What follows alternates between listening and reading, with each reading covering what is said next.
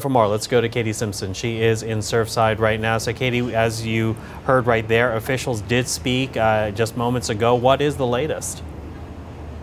It's an absolutely devastating development for the families who are hoping that perhaps their loved ones will be pulled alive from this rubble.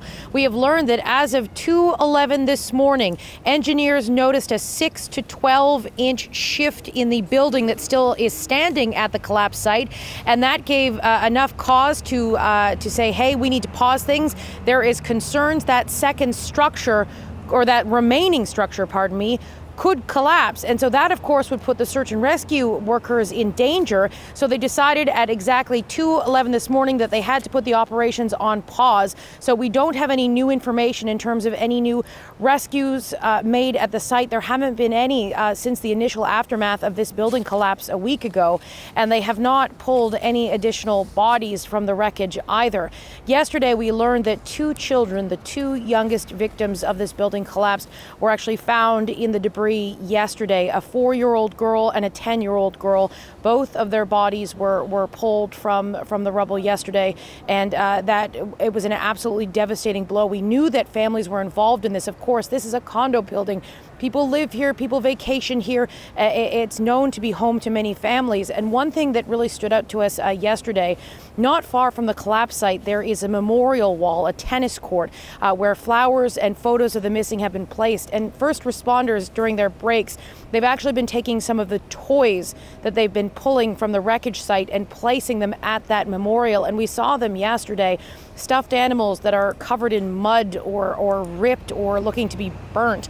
And so it's a reminder that, you know, these are families, these are members of the community, and it is just devastating blow after devastating blow. President Joe Biden, as you mentioned, is here. He's going to be getting a briefing from the local officials. That's the first thing on his agenda today. And then he's going to be thanking some of the first responders who are doing this round-the-clock work, which now obviously is on hold because of structural concerns. And then from that point on, he's got a 3-hour chunk of his afternoon blocked off to start meeting with some of the families who are waiting to get new information about their loved ones. Joe Biden will be trying to offer what comfort he can. And this, of course, is something that Joe Biden is known for. It's something that was seen as a strength during the coronavirus pandemic, which, of course, is still going on. But Joe Biden himself, being a parent who's buried 2 children, he knows something about personal loss and personal grief, and will be trying to offer what comfort he can to those families. And then he'll make some public remarks later today. If the pause in the search wasn't troubling enough, there's also another development here that is a great cause for concern.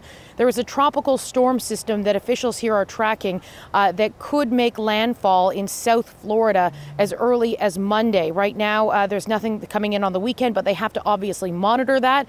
Local officials say they have the adequate resources to make sure that if there is some sort of concern here in another part of the state, if there's an emergency elsewhere, that they are able to address that. Or here, if there is more inclement weather, more harsh conditions, that they're able to continue the search and rescue operation in the most appropriate way. So that is sort of the latest here. It's devastating blow after devastating blow, Michael, and these families are just hoping for some good news. And at this point, there hasn't been any. We, of course, will keep tracking it. Katie, thank you for this. Appreciate the update. Katie Simpson in Surfside, Florida.